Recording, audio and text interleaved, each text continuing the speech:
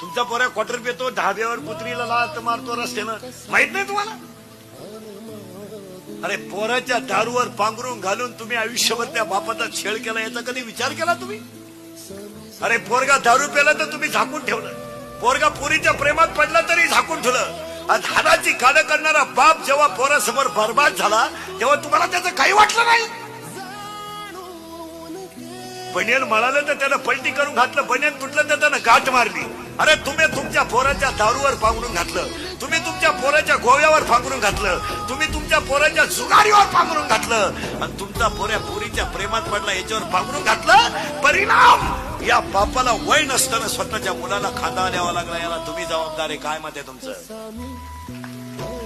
खांदा द्यावा लागला त्याला पोराला. कोणत्या जगात बाप आहे का त्या बापानं मुलाला खांदा द्यायचा आहे, स्वतःच्या हातानं पोराचं प्रेत पेटवायचंय?